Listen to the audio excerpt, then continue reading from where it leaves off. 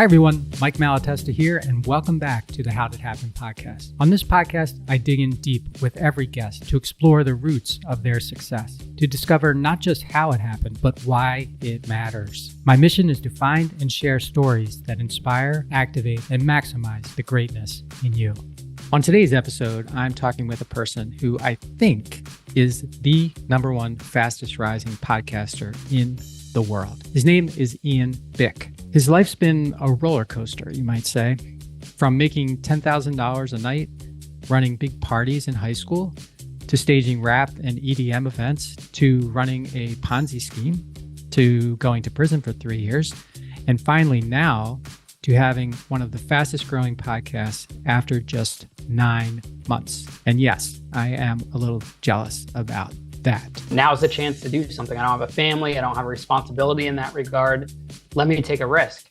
And so I just started telling my story on social media. The one thing I didn't like talking about, prison. And when I focused on those stories, people from all over the country and all over the world have been tuning in to hear these stories. And these stories are motivational because when you hear someone's story about how they battled with addiction and landed themselves in prison or almost died or forced to join a prison game or got raped in prison or anything like this, that really gives someone that hasn't been through that before a different perspective in life and maybe that motivation they need to turn their life around with whatever they're going through. This young man has some special gifts, and you're about to hear more about them from Ian himself. Enjoy.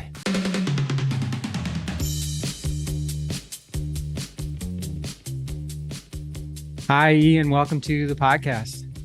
Thanks for having me, man. It's a pleasure to be here. Yeah, you heard a little bit about Ian in my intro, but I wanted to add that I first learned of you. I first learned of Ian from the James Altucher Show, which is one of my favorite podcasts. And he did a great 2-part interview with you. And I was just really taken by the whole story. And I reached out on LinkedIn. And even though you don't have a huge LinkedIn presence, but he connected with me. Thank you so much for doing that. And then, and here we are. So I've been looking forward to this ever since I heard you on James's show a month or so ago. So let me tell you a little bit more about Ian before we get started. So Ian Bick was a nightclub owner at 18, a federal inmate at 21, a grocery store department manager at 25, and successful podcast host at 28, which you are currently 28. Is that right? Yeah, 28 this past May. Yeah. Okay, 28. Okay. After turning a penchant for throwing parties into a booming business, Ian found himself in over his head. He was in debt, had a gambling addiction, and needed to answer to his investors. When he was 21, he was charged with wire fraud and money laundering and sentenced to 36 months in federal prison. When he got out, Ian tried to live a normal life for a while, and we'll dig into what that actually means. But ambition still lived inside of him. Now older and wiser, but not that old. Probably a lot wiser than you are old. He's put himself on the line and used the pieces of his life to build something magnificent. Rather than try to hide from the last decade, Ian wanted to bear it all. And so that basically ended up with him getting a presence on TikTok and then launching his super successful podcast, Locked In with Ian Bick, just earlier this year, January or so of 2023, correct? Yep. So on his show, he interviews former prison inmates, law enforcement officers, lawyers, and others who have been impacted by the criminal justice system. He does 2 episodes a week, I believe. And interesting, this is just a total aside, but you drop your episodes on Sunday evening. Is that correct? Yeah, Thursdays and Sunday evenings. Thursdays and Sunday evenings. Yeah. That's a little different than what most people are doing. They're not usually dropping on the weekend. And maybe you found a sweet spot there and being the first. Yeah, you know what the thing is? So there's 2 angles. So from the video perspective, because we started off as a video podcast, we did the audio, but our following started with the video. Okay. And people are sitting at home on a Sunday night at home where they can watch it. If it's dropped during the week, they can't tune it in. And historically, our YouTube videos perform better on a Sunday evening or a holiday. Like the great thing about our podcast is we'll never take, a holiday off, Thanksgiving, Christmas, anything like that. Yeah. Even Super Bowl Sunday, we were able to launch a video and it still performed well. Now, audio wise, you drop it Sunday night, it's available first thing Monday morning on their way to work. And then you're dropping Thursday night and it's available first thing Friday morning or Friday on their way back from work. So it's worked for us. And I'm a person that's very systematic. Yep. So once it's doing it that way, that's why like all of our thumbnails are the same. We stopped doing like the other stuff we were producing, like story times or cook-offs or anything like that. And everything has to have a system, and it goes the way it's been working. Okay. Well, I do Monday and Friday, like first thing in the morning, but you got me. So it's the same thing as it. Yeah, same thing it's we're a doing. system. It's a system, Yeah. but it's different time, So Yeah. the evening drop as opposed to the AM drop, because a lot of people drop their podcasts like 5 a.m. or 4 a.m. or something like that. Yeah. I mean, I think the nighttime drop's great because that's when the person's at their time to be most engaging and not forget about it. Whereas if you drop in the morning, if I have a busy morning and I get that notification, I might forget about it. Yeah. But if I'm seeing that notification at night, it hit through, or it's the first thing I wake up to on the phone that Ian Bick posted a video, they're going to remember that. So, it's worked for us. And I also wanted to go against kind of what everyone else was doing. All right. Well, I'm making a note of that because I think yours is working better than mine is working. So I might as well try something different. Yeah. So as I said, in less than a year, Ian's amassed hundreds of thousands of podcast downloads and millions of views on his short form content on YouTube. But in addition to that, he's also dedicated to helping people like himself and like his guests. He's a board member of the National Association for Reentry Professionals and has presented at conferences dedicated to reforming the criminal justice system in the United States. His podcast, as we said, is called Locked In with Ian Bick. You can learn more about Ian at his website, which is his name, Ian, IANBICK.com. And his YouTube channel is Ian Bick CT for Connecticut, I'm assuming. Yep. Yeah, so Ian Bick CT. Ian, I start every one of my podcasts with a simple question, that is, how did it happen for you? Which part? Because there's so many aspects to that question. Whatever part you want to take us to first. I mean, I guess how I got here now is, when I was a kid, I was very ambitious, and I made a lot of bad business decisions, like any kid would do that was entrusted with a lot of money. And I was very stuck in my own ways. I was probably my own worst enemy. And I was made a lot of decisions that I wanted to do and that I felt was right. And that led me down a path that, got me into trouble. And I eventually found myself, arrested by the FBI and the IRS. And what I didn't know at the time would become the greatest thing that could have ever possibly happened to me. And I didn't go to college. And while all my friends were in college, I was in federal prison. And I did 3 years in federal prison. And during that whole time period, while being on trial, while going through a criminal case, I was running this nightclub in Connecticut. And I always thought that was the story, that was going to be the story of Ian Bick. That was my legacy. And then I got out of prison in 2019 at like 24 years old, 23 years old. And I didn't know what I wanted to do. And I wanted to get back in the nightclub business, but that was going to be an impossible task given my circumstances. And, thank God I didn't, because COVID happened a year later. And that would have destroyed anything I miraculously could have pulled off. And, I did that, and I decided to go into Whole Foods Market, which had hired me before I went to prison.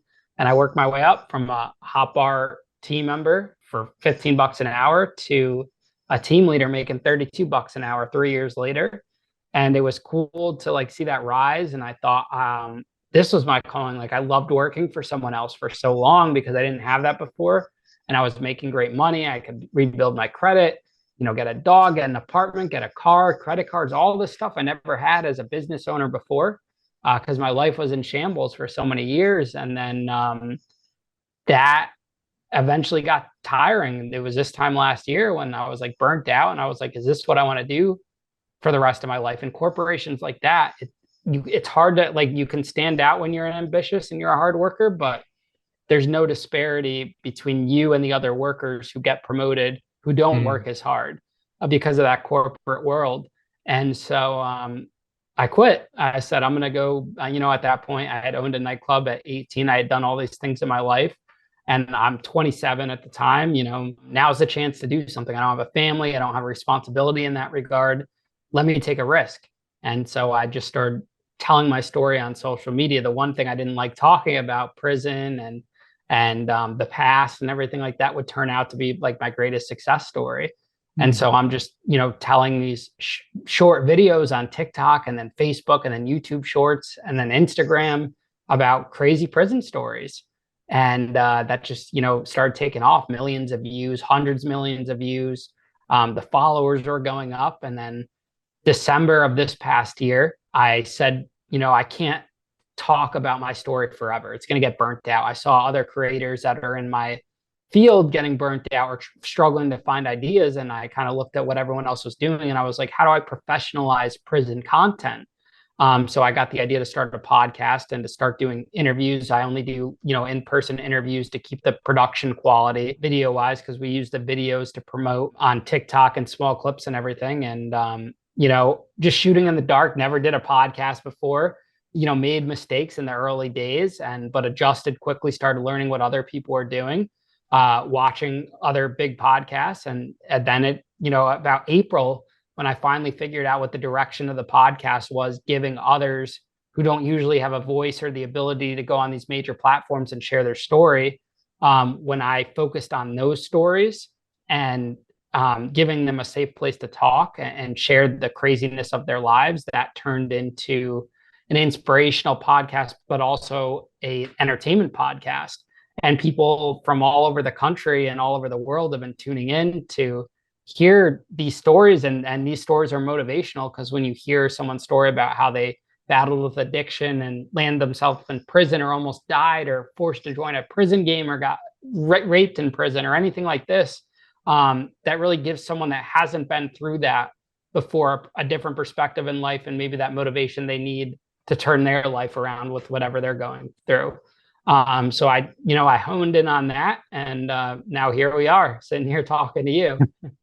So you dropped a lot of stuff there. I want to go back to one of the very first things you said, which was, I made a lot of mistakes in business as a kid or something like that, because I was a kid, right? And so I think that makes sense, except that most kids, quote unquote kids, they don't make mistakes in business because they don't have a business. So how did you become a kid with a business in the first place? I always was like different, and I was bullied a lot in elementary school and middle school, and I was the kid that liked doing theater, and I was the entertainer, and I liked being the show of everything, and that was my way to like stand out and be liked. And that got me down a path of doing things to get me liked, which was like throwing parties in high school, big parties. We were doing like 200 or 300 person house parties. And that turned into me like doing a school dance and getting involved with the school board of directors and becoming vice president of my class and helping plan the prom. And then while all this is going on, just thinking to myself, how do I turn this into a business? And then that kind of like a business formed with renting out local nightclubs and throwing big, we called them teen nights, and we can make like 10 grand in a night, getting kids from all over the tri-state area to come pay $10 a ticket to these shows. So it started as a way to be liked? Yeah, it all, that's kind of like the root of it. Like I wanted to always be liked and popular and out there, and people to accept me. And did they? I think they did. I mean, I think when you go through like a story like mine, you have a lot of people that are around you for the wrong reasons, especially when I own the nightclub and I'm around big celebrities in the world. And then those people drop off when you have something traumatic happen, like going to prison. They all want to be away from you. And now I'm back in the spotlight again, and they're all coming back. Only this time I'm smarter and wiser with how to deal with them. But that's just like a reoccurring theme throughout my entire story. And as I understand your story, the parties where you were making $10,000 a party or whatever started to sort of morph into bigger parties at venues and such, and that's when you started to go to friends and family and basically ask for people to invest in your parties, or how did it develop into something that ended up becoming bigger than you could wrap your hands around, I guess? I mean, my mind works like I'm always thinking on the next big thing, and like in the party business, you're only as good as your last event. So I was always the one that never really enjoyed the parties. I just enjoyed the buildup of the parties, and I, liked planning it. But the night of the show, I was like, okay, let me think of the next one. And Mm, eventually, these nightclubs, teen nights, the market got oversaturated. They got boring, and they started to die out. So my mind was, how do I get this bigger? And the only logical thing that made sense to me at that point was to start doing concerts with big rappers and or EDM acts. And to do those acts, you need money, which is when I started to go out and raise money from friends and family. okay. And am I correct in assuming that it was going good for a while and then something changed that, in terms of financially going good for a while? What, like, something got off the rails, obviously. You had success with planning. It sounds like you were really on top of what you wanted to accomplish. You were able to attract money to stage these things. Then what? I mean, my business was always successful in high school with the teen parties. Okay. Where it goes south is when I got into these big concerts, and it's not just on me anymore. It's not me planning them. There's other people involved. There's other partners. There's other production companies. These are big college arenas we're renting out, and me and my partners, other people we're involved with are way out of our depth. We knew nothing about this. And I got lazy. I wasn't only one promoting these shows, and I was kind of sitting back and relaxing. And pretty much, I never really had a successful concert at that part. We raised this money, and these concerts happened. And the first couple ones, we thought we were making money, so I told my investors that they were making money. And when I found out that they weren't making money, because I wanted to be liked and popular, and I was branded as like this whiz kid and stuff, I wasn't honest with those investors to say, hey, we lost money, because I didn't know how they would look at me. And that kind of started it. Once you tell one lie, it's hard to continue down that path without continuing the lie until you Right. come clean about it. It's like a domino effect. Hmm. And when you first told the first lie, because I think a lot of people are kind of like this, it's not really a lie in your mind because you're thinking it's just a way to push it down further because I'm going to figure this out. And it's like a request for, it's just a way to make space or make time. Is that how you were approaching it, or were you approaching it differently? Yeah, all my lies were never in my mind, to hurt anyone or to steal or anything like that. It was always just to delay. And I just Delay. kept the more lies and delays that I was trying to come up with, it just got me into bigger and bigger holes. And that was my own downfall. It was that part. Had I just been honest from the beginning, it probably just would have been a civil thing, and it wouldn't have gotten to the level it did. Right. Yeah. People would have just been suing you for a bad investment or something, as opposed Exactly, to, lost money, or they might have just coughed it up as a loss.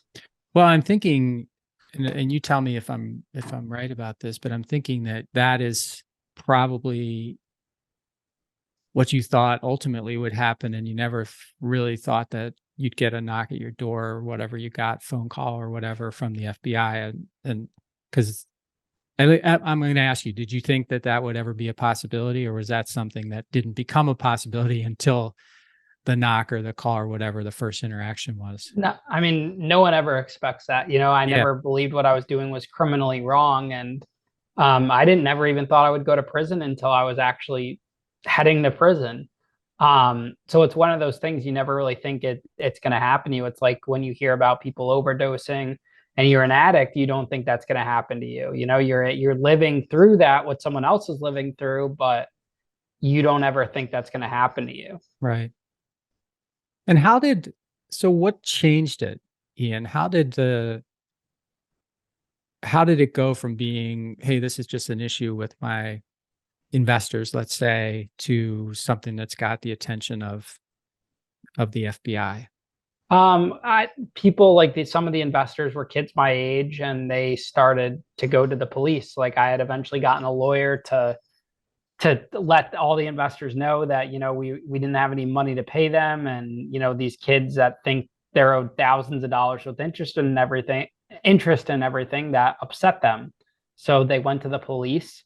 They reported it, and the police thought it was like this multi-million-dollar fraud case, which it wasn't, but that started the investigation. And there was one detective that just had like a hard on the whole entire time. Okay. Like in every one of these like movies, like Wolf of Wall Street and stuff like that, that he got it up to the federal level. And before I knew it, the feds were investigating. And how did you first become aware of that? I was at a Department of Banking hearing. I got subpoenaed to a Department of Banking hearing, and then afterwards, two agents were waiting for me from the Postal Inspector Service, and they were Like outside of that room or something? yeah, they brought Yeah. me to another room, and they walked in, showed me their badges, and then they handed me a target letter. Okay. And a target letter means that you're being investigated for whatever. Like not. Yeah, it's a one-page letter with the Department of Justice label and everything. It's scary. It really That's got to is. be the scariest letter you've Yeah, ever received, right? absolutely, man. It's scary. And what did they say to you besides giving you the letter? They just asked me questions. It basically had me go over everything that I was at the Department of Banking for, and it was definitely scary. It was a scary situation. I got a lawyer right after. I should have had a lawyer going to the Department of Banking in that meeting, but I didn't because I was just trying to, clear my name, and I Handle didn't it. think Yeah. anything. Yeah, handle it. But that's what happened with that. It was surreal. And you were 19? I was just yeah, I was about 19. Yeah, just turned 19. 19. And what were you living at home? How Yeah, did you take this news home with you? I lived on my own for like 3 months, and then I moved back. But yeah, I called my dad right away, and then we had to sit down and break it to my mom, who was the one that ended up paying the retainer for the lawyer. But it wasn't a good situation in the family. And was it during this time too that you were doing the gambling and stuff that I mentioned in the bio, or did that come between now and when you were actually convicted, or what? No, the How, gambling started for fun about when I was 18 and I would make money, but then I used it kind of like as a tool and, started to show acts of desperation to go there throughout. Like after I got arrested, I would say that triggered like some trauma and, it brought me into like a negative spot with that. okay. And yeah, so so your mom picks up the retainer for the lawyer. And what are they saying to you outside of that? Are they saying, Ian, we don't believe this? What are they saying? Are you completely honest with them at this point? Because I feel like a lot of times, I know I have a similar situation in my life, and I was like kind of honest, but I wasn't like totally honest because I still thought, like you kind of intimated going to the banking department or whatever, that you could handle it. You could fix it. This is not going to Yeah. become what it could become, because you're used to fixing things and you're used to handling things. Yeah.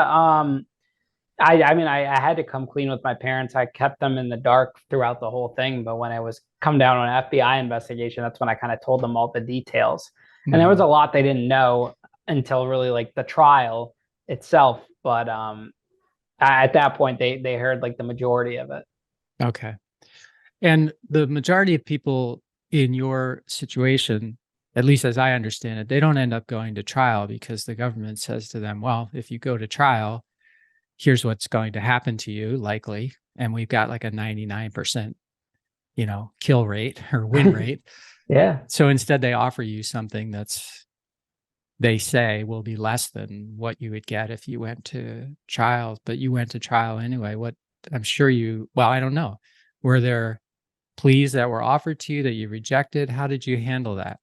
They offered me a plea deal, which was longer than I actually got after I went to trial and lost some counts. We just didn't want we were more than fine pleading guilty to no jail time or Okay. probation, and the government just didn't want to do that. Which, when you look at the whole thing, is kind of crazy because they would have saved hundreds of thousands of dollars of money had they not gone through a trial, and time and energy and resources that they could have been putting into something else. But they didn't want to go for that. So they were out for blood. They were looking for jail time.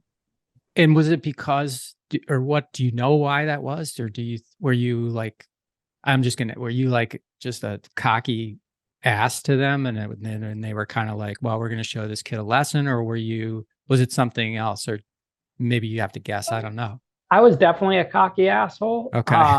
But I think that they also didn't like that I was still running the nightclub and doing that. Oh, And I was okay. out there in the public eye and everything, and it was kind of like in their face. And I also think that they never expected that I would take it to trial, because normally you drop a plea deal in front of a grown adult, they're signing and they're pressured. You drop it in front of a kid, I mean, the kid's not going to go to trial. What kind of kid will go to trial? So I think Yeah. I shocked them. And then once, you know, we got down that path, there was no going back for them to try to Okay. cut a deal. I think it crossed a certain threshold. Even when during the jury trial, they thought that the verdict was going to come down the same day that deliberation started, and it took them 4 days. And we were trying to work like a backdoor deal on the end with the head U.S. attorney to see if we could get a deal worked out before a verdict came, because they Yeah. were getting nervous. They didn't know what was going to happen. Hmm. And you said that the jury did not convict you on all counts. So was it like, did they come out and say the counts that they were going to acquit you on first, and then the others where you were kind of like, I think this is kind of, you getting excited, and then, I don't know how that worked for you. So they read it. They just start with count one, and the first Okay. couple of counts were either deadlocked, like hung jury, or not guilty. So I thought I had won the whole thing, but then they start reading the guilty verdicts. So I think I won about half of them, and then the others were convictions. Okay. But in the Fed system, you see like people like Trump or any of these like that, they stack so many charges against you, so it betters their odds. They only need one, Yeah. because they're all the same thing. They could sentence, even if someone like me was just found guilty on one charge, I'd still get the same guideline sentence. Yeah. Yeah. So Yeah. yeah, they only need one. That's why they do that. So they hit me with 15 counts. It doesn't just anything. They just need one conviction. Right. Yeah. That's why I was kind of saying it's like a 99%, kill rate, or conviction rate, or whatever it is. It's high. Okay. So did you go home after that and then have to report later? And if so, what was that like, the period in between? Yeah, I got released back out on bond. The judge didn't deem me a flight risk or anything like that, so I was able to leave. And that's when I started going back. I had taken a year off from going out of state to gamble, but that kind of like triggered me. The nightclub needed some money that I was running and whatnot, and so I started going out of state to gamble while I was, pending sentencing. It's kind of like you're in limbo. You're guilty, and you're waiting to see what like your fate's going to be. Right. And during that time, you're probably not allowed to travel out of state to Yeah, gamble, you would be my can't. guess. Ever since I got arrested, you're not allowed to travel out of state without permission. So that period of time, then you're gambling, you're trying to, I'm sure, make sense of like, what's this going to be when I actually have to show up? That had to be, and you're only, you're still a very young person who wasn't raised as a criminal. Like, you don't have a criminal, like, you haven't been in and out of the system, let's say, for all this time. That, yeah, I think it's hard for a lot of people listening to understand what it feels like to be in that position, and how, like, even just being around your parents and your friends, or whatever. Yeah, it's scary. Like I was definitely in a very depressed state of mind. I was eating a lot of junk food. I was the heaviest I'd ever been in my life. Um, I was just, I a lot of people were leaving my life, and it was just, it was constantly under stress and pressure every single day. And Right. I didn't get really my first sign of relief until I was actually in prison, and that's a whole nother struggle in itself. Yeah. So let's talk about that period. So you mentioned that you were hoping to get out, basically plead guilty, get no jail time, probably get uh, probation and restitution, those kinds of things, I suppose. So that doesn't work out. You end up going to prison. And you said that, it costs hundreds and hundreds of thousands of dollars more than it would have otherwise to just have given you probation. How do you reconcile that? How does that for like, again, I think a lot of people listening may not understand why that would be. So just the cost of keeping you in prison, is that what you're alluding to, or what more No, is there? I was just saying like the cost to prosecute. Oh, to They went, prosecute. Okay. yeah, it was more to prosecute because had they just given a plea deal, they would have avoided all that. I mean, Yeah. prison costs are what it is, like that. That's not really a fair argument to keep someone out of prison. But looking back on it, given the circumstances of my case, like I'm not going to say, hey, don't send a killer to jail because it's going to cost the taxpayer money. I'm just saying, like, when you look at the overall picture of my case, where I was just this 19-year-old kid, it wasn't a lot of money that was on the table. And they went through a month-long trial with like all these agents, IRS, FBI, like the amount of, you would have thought they were prosecuting Bernie Madoff Yeah. with the amount of, so when you look at all that, I mean, I don't take any of it back. I think it's the greatest thing that happened to me that they put me through all that. But in reality, I don't think it was necessary. Yeah. Okay. And the greatest thing, like a lot of people say in retrospect, this, bad thing happened to me, but it turned out to be the greatest thing. How is it that, when did you make the connection that it was the greatest thing? Because I'm assuming that the day you walked into your first prison, it probably didn't feel like the greatest thing. I probably realized it in April of this year and Oh, May. it's April of this Yeah, year. Okay. yeah, So, yeah. all I right. So it took realized a it, long time it took a I long mean, time. I'm still realizing it, Yeah. Okay. every day. But I mean, like, for example, we're having the actor Chevy Chase on the podcast, Ah, and if you asked me that, even 3 months ago, if I'd be sitting across from Chevy Chase, I would have thought, you're out of your mind. yeah. So it's just like I just did Mike Rappaport's podcast that comes out on Monday. All these things that have come from prison. It's not even about the nightclub aspect of it. It's just prison itself. And my age and my look, the way I look, the glasses, the red cheeks, like all of that, I was made for what I'm doing now. Gotcha. I was able to figure out kind of like what my purpose is. And what about the tattoos? For people that aren't watching, you have a shirt on, but you've got a lot of tattoos. Is that something that you had before prison to I've start? gotten tattoos before prison and after prison, never in prison. Okay. Um, to me, that's just like art that symbolizes different time periods in my life. And it's just my way of like expressing myself, I guess you could say. Okay. So what are some examples? So like I have like the old logo for the club on my chest. I have like baby Simba that Rafiki drew on the tree just to symbolize, always remember where you came from. I have quotes like family over everything and live your dream, things like that. It's all like very like motivational, inspirational. Okay. I have my podcast logo tattooed on me too, things like that. Nice. So I want to get to the podcast because I want to learn from you. And I don't want to spend a lot of time on the prison experience except for what you think people should know about your particular prison experience or the prison experience in general.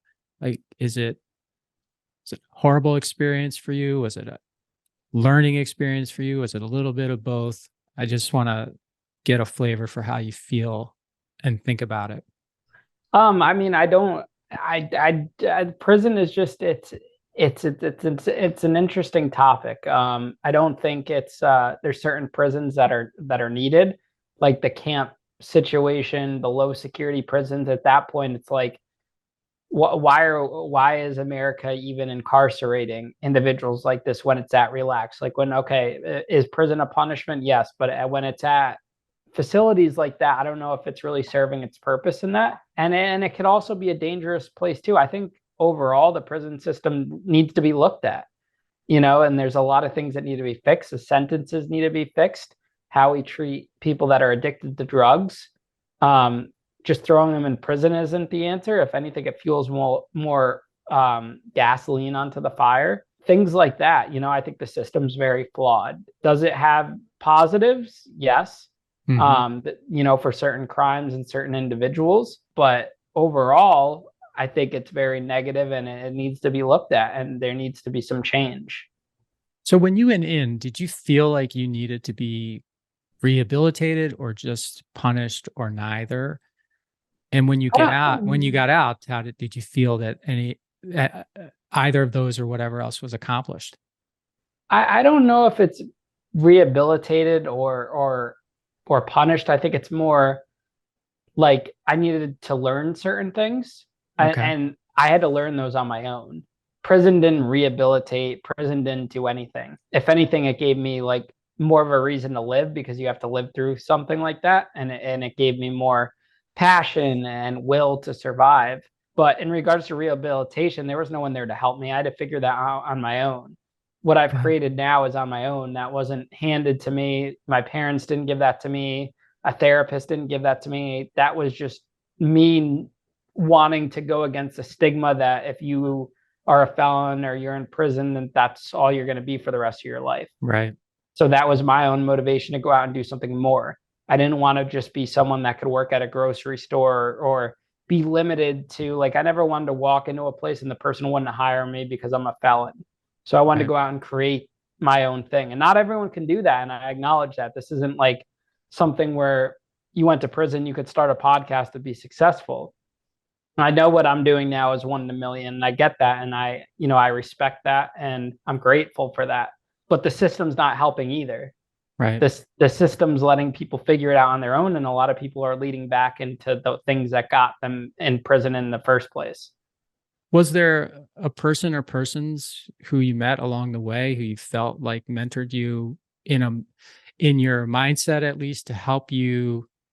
It sounds like you came out maybe with more confidence than you went in. I mean, real confidence in yourself as opposed to, I don't know, I don't want to say fake confidence of, being the man at the parties and stuff because I don't want to make that assumption, but were there people who helped you think about yourself differently while you were there to Yeah, give I you? mean, I met some great guys. I read a lot of books, read a lot of memoirs of people that were in similar situations, and I lost a lot of weight and gained confidence in my body in that sense. And when you go through tough experiences like that, it gives you a thicker skin. It gives you more of an outlook.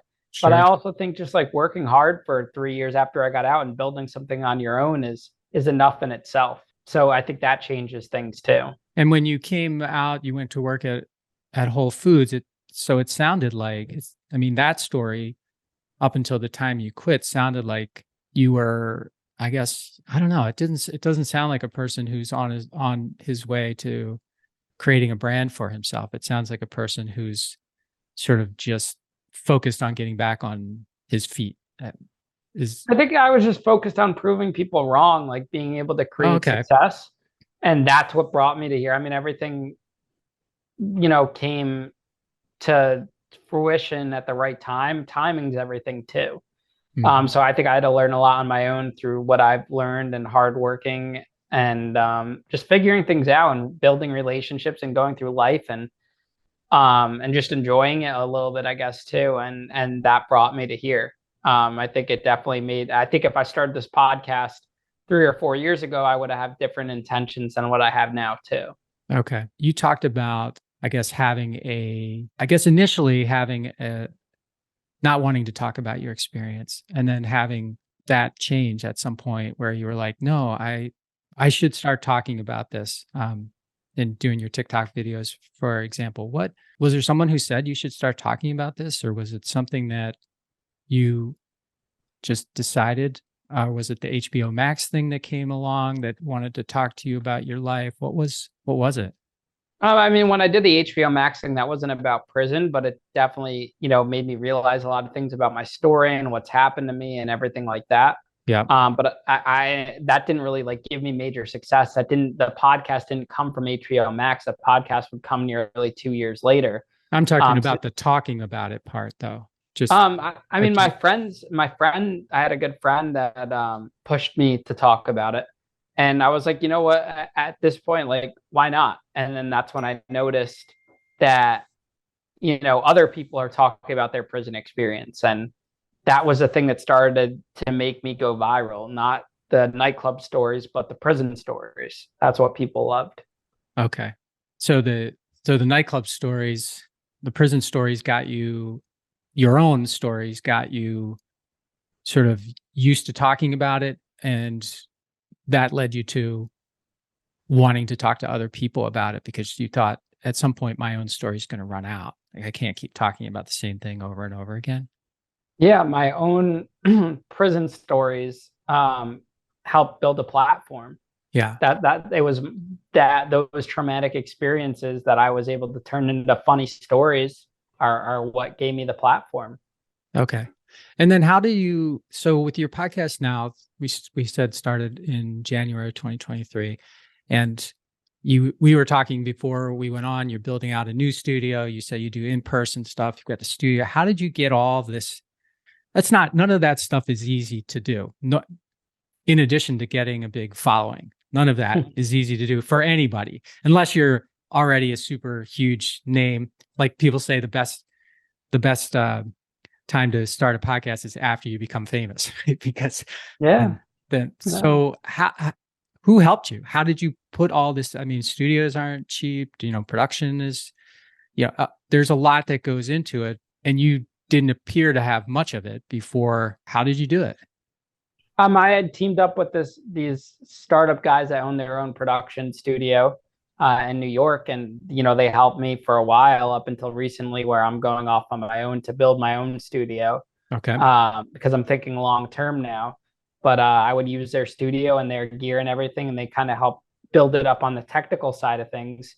But it's also just like being consistent, posting every day, not missing a day. I haven't missed a single post in one day in a year since I started.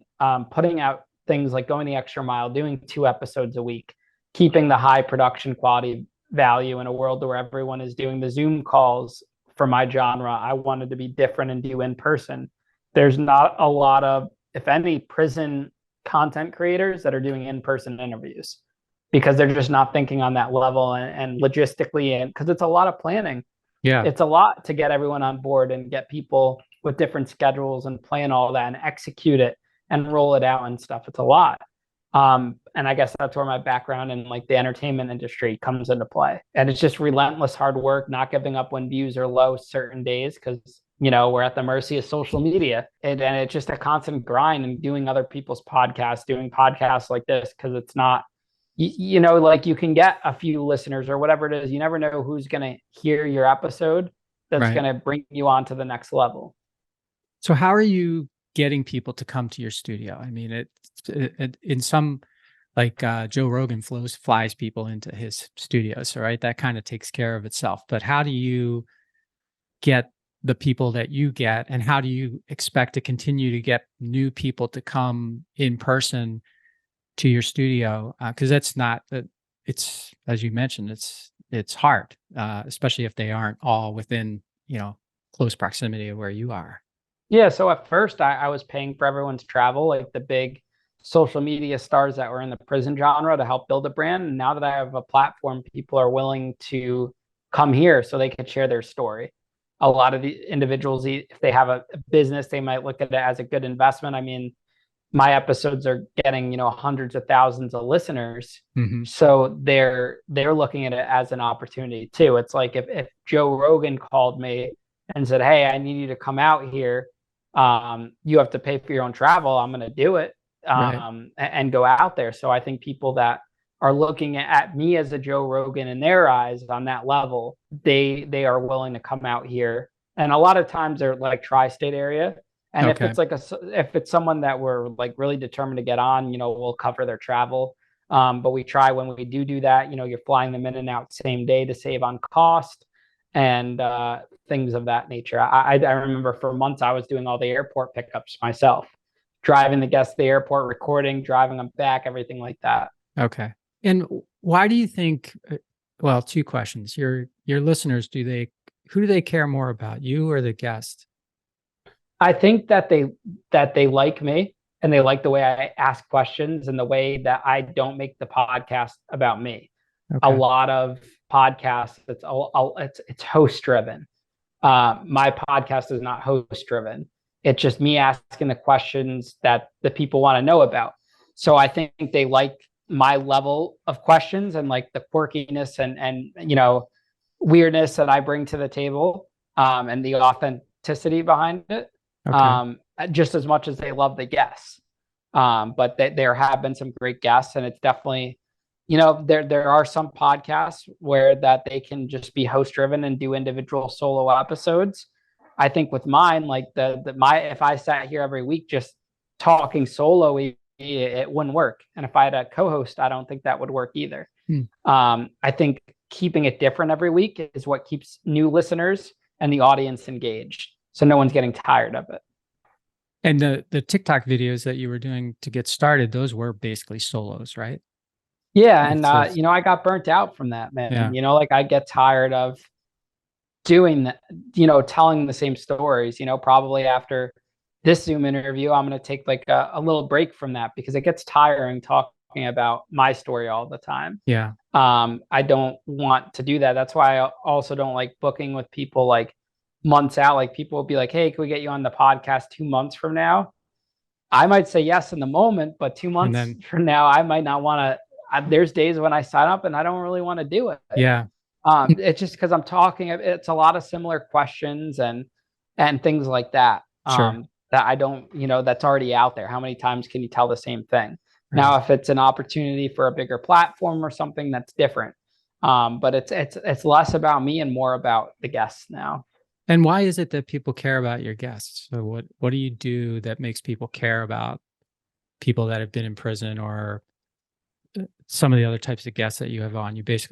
People have been in the system in some way or another. I mean, these stories are crazy, what individuals have been through, and you can ask the same prison question to these individuals, and each one's going to have a different answer because they've had a different experience. Right. And it also, they're relatable to guests or to the viewers, because when we start a person's childhood, a lot of listeners and viewers are noticing that these individuals that have lived crazy lives have had a similar childhood as them. It's just that these individuals have gone down a bad path and have ended up, with addiction issues or prison. And that, I think that, interests people. Yeah. It does seem like people are always interested in trying to understand what's behind people who have these experiences in their lives. It's like, Absolutely. Yeah. You want to kind of live vicariously through these people sometimes, because I think a lot of people feel like doing some of the things that people end up doing when they're that end up in prison. Definitely. So you're now 28. You're not on probation any longer. You're past that. Yeah, I got off last May of 2022. Oh, congratulations. Thank you. And so where are you still good with your parents? Everything good that way? I live in Danbury still, 10 minutes from my parents. Our new studio's in Danbury. Okay. Yeah, very close relationship with them. Okay, good. Well, that's fantastic, because I'm sure that you both need that in your lives. Definitely. Do you happen to know a guy named Brett Johnson? Have you ever met Brett Johnson? No. Okay. I've had Brett on my show. He was at one time he was the #1 FBI most wanted cyber criminal. Oh wow. And I think he's a heck of a guy. Theater background. You mentioned theater background. That I sort of connected that. I think he's got a great story. He does a podcast with people similar to the ones that you're talking to. I don't know that he's doing in person, but I know he likes to be in person when he does podcasts. He's the only podcast guest that I ever reached out to who called me right away on my phone instead of emailing me or going through social media. And that says something about somebody. Like, that's a different kind of person. Definitely. Yeah. So anyway, he's got a great story, Brett Johnson. So now, 28, you got, the success, you got a new studio. Where are you hoping in the next year to be? What would make you happy if you looked back from, where are we, September 2023? So if in September 2024 and you looked back over that period till now, what would have to have happened for you to be like, this is the way I want it to be? Just as continuing to grow. Okay. And that's another reason why I got my own studio, because I felt like I was in a stagnant place and I'm making adjustments in my life that keep me happy. The old studio was an hour away. It wasn't making me happy anymore to drive out there. I want to be able to work on my time now that I'm like the face of it. I don't want to shoot more than one podcast in one day to work around someone else's schedule and give up the quality of it. Yep. As long as I'm able to continue to do this and do it on my schedule and be happy while doing it, I never want to I don't want to have that headspace where it's miserable to show up and sit down and do this. So now I just want to be comfortable and continue to do it and fine tune my skills and grow it to the next level, continue to grow. And is this 100% of what you're doing, or are you into other things as well? No, this is now my full-time job now. So you are 100% committed to this podcast. Yep, 100%. That's amazing. It's weird to think about, Yeah. I have people there, when you tell someone you're a podcaster, people don't really know what that is, because it's very hard to break out in this field and to do it. So it's exciting. If I was able to pull this off just starting in January, imagine 5 years from now where it could be. Yeah. Well, you said 1 in a million, and it's definitely 1 in a million, because there are millions of podcasts and there are very few that jump out like that, especially if you're not that celebrity first podcast. Yeah. I found something that no one else was doing in the format I'm doing it. Right. And, in a world where there's a podcast for everything, there was not a podcast for my specific concept. And right. I got lucky. It was timing. It was meant to be. Yeah. And now I'm running with it. So well, I guess I'll just ask you. So we are doing a Zoom here, and you're doing the in-persons, and I've been doing a podcast longer than you have, but my podcast isn't on the trajectory that yours is. So what advice would you give me? I mean, this is just me because it's my personal preference. I think the biggest way to stand out is by doing in-person interviews. Mm-hmm. Because when you look at a world that COVID created and just what everyone else is doing, everyone is doing the Zoom interviews. Like, I get countless requests for Zoom interviews. Sure. And and you have to look at it as, so there's two things to look at it. One is your topic and subject matter.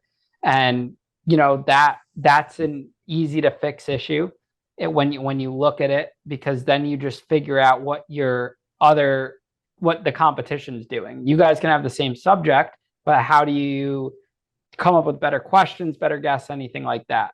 Right. Then the second aspect is like production quality and how do you stand out? And I think we're in a day and age where video is huge and you need to edit video content, video podcasts to promote it. And Zoom just doesn't do the trick to get that out there to people quality wise, any of these sites like that, which is why I won't do Zoom interviews for my podcast, throw it up on TikTok, do things that at the level it needs to be. Just my opinion from a production standpoint. Okay. And then also I found, a lot of success in getting guests that no one else is getting before. You don't want to do the same guests that everyone has on. Right. Or you want people that have original stories. So when someone stumbles across it, then, they could recommend it and be like, wow, I've never heard this person's story before. And they share that with someone else. Yeah. Okay. And do you think you'll ever run out of, as niched as you are, do you think you'll ever run out of, I mean, you obviously won't run out of people who've been in the system, but will you run out of stories that resonate with the people listening? Or do you think that they'll be like, oh, I've heard a guy like that before. I've heard a gal like that before. Or do you think what do you think? I don't think it ever runs out. I think everyone has their own little version of events that are traumatic experiences. And I think there's going to be entertainment and regardless of that, and that'll also be motivation. I don't see it ever. I think there's always, people have different lived experiences. I mean, it's no different than like a sports podcast where, you see that play happen that they report on thousands of times, but it's a different team that does it, or it's no different than like someone breaks out of a prison. That's happened 1,000 times, but the media goes crazy over it every time it happens. So I think it depends on them. Yeah. So I think it depends on in the moment. And you're also going to have new generations of people, new waves of people, and new listeners all the time. So you don't know who you're going to reach. That's the power of social media. Yeah. Okay. Makes sense. Huh. Well, Ian, before we leave, I just have one final question for you. Is there anything that you want to leave the audience with that I should have asked you about, or you wish I had asked you about? I know I've probably asked you questions that you're tired of answering, but is there anything that you'd like to leave us with that I haven't brought up? No, I'm not tired of it. It was nice to meet you. And it was a great conversation. You definitely asked some different questions that are usually not asked, which is always good. But I appreciate the time to get to speak to your audience, and I wish you the best with what you have going on. Yeah, and you as well. I'm very excited to see what happens with your future because yeah, you're a 1 in a million. Maybe you're a 1 in 10 million. You might be I just don't be a know. 1 in 10 million. So Whatever it is, I'm grateful, and I just got to keep running with it and keep going on the path I'm going down. sounds good. Good luck, Ian. Thanks so much for being on the show. I really enjoyed getting to know you a little bit. Thanks for having me, man. Hey, everybody. Thanks for listening to the show. And before you go, I just have 3 requests for you. 1, if you like what I'm doing, please consider subscribing or following the podcast on whatever podcast platform you prefer. If you're really into it, leave me a review, write something nice about me, give me 5 stars or whatever you feel is most appropriate. Number 2, I've got a book. It's called Owner Shift: How Getting Selfish Got Me Unstuck. It's an Amazon bestseller. And I'd love for you to read it or listen to it on Audible or wherever else, Barnes & Noble, Amazon. You can get it everywhere. If you're looking for inspiration that will help you unlock your greatness and potential, order or download it today so that you can have your very own copy. And if you get it, please let me know what you think. Number 3, my newsletter. I do a newsletter every Thursday, and I talk about things that are interesting to me or I give more information about the podcast and the podcast guests that I've had and the experiences that I've had with them. You can sign up for the podcast today at my website, which is my name, MikeMalatesta.com. You do that right now, put in your email address, and you'll get the very next issue. The newsletter is short, thoughtful, and designed to inspire, activate, and maximize the greatness in you.